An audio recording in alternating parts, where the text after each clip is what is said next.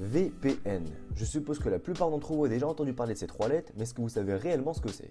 Tout d'abord, il faut savoir que VPN signifie Virtual Private Network ou réseau privé virtuel, RPV en français, mais c'est moins stylé, alors pour le reste de la vidéo, nous allons rester avec le terme VPN.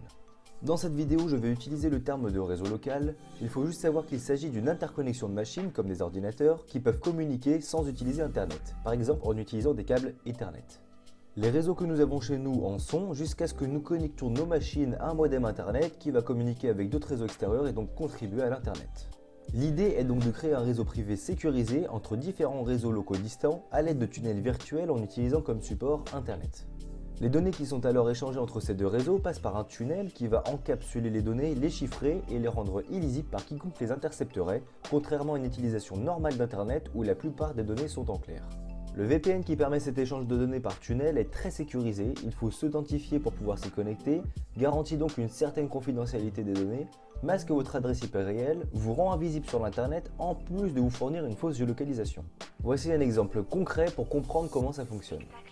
Au lieu d'utiliser votre ordinateur qui est directement connecté à l'internet et d'aller sur le web, vous allez vous connecter à un hôte ou serveur distant qui est sur internet. Par exemple, depuis un ordinateur en France, on peut se connecter à un serveur autrichien. Vous allez ensuite interroger ce serveur qui va servir d'intermédiaire entre vous et l'internet.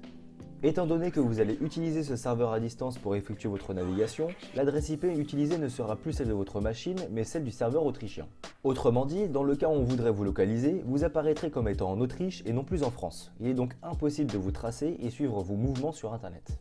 Le fait que votre connexion soit authentifiée, que toutes les données qui passent par le tunnel virtuel soient cryptées, il est impossible pour un hacker d'intercepter et de décrypter vos données. Seules les machines connectées au VPN le pourront. Le seul moyen serait que le serveur distant qui reçoit vos données possède des failles de sécurité majeures qui pourraient mener au déchiffrement de vos données. C'est pour cela qu'il est recommandé d'utiliser des VPN payants qui souvent possèdent des architectures plus complexes et garantissent un certain nombre de services et sécurité. Il est d'autant plus dangereux d'utiliser des VPN gratuits puisque certains sont destinés à collecter vos informations personnelles pour ensuite les revendre. Les VPN sont parfois utilisés dans un but malveillant, puisqu'il permet à un hacker d'effectuer ce qu'il veut sur Internet en possédant une adresse IP qui lui permet de ne pas être localisé, ou en tout cas très difficilement. Les VPN peuvent être également utilisés pour contourner certaines restrictions. Par exemple, si vous voulez accéder aux séries Netflix américaines, vous pouvez louer une connexion VPN avec un serveur situé aux USA. Ce serveur vous fournira une connexion avec une adresse IP américaine, vous n'aurez donc plus de problème de restriction dû à la géolocalisation qui au passage s'appelle le géoblocking. Les Chinois en utilisent beaucoup pour contourner la censure qui est omniprésente dans leur pays et accéder aux divers réseaux sociaux qui sont en grande partie interdits ou téléchargés illégalement sans encourir de sanctions.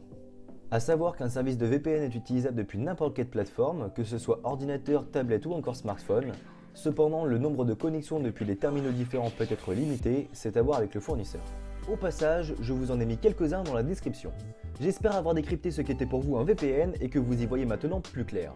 Merci de me montrer si vous avez apprécié la vidéo, ça fait toujours plaisir. Sur ce, ciao!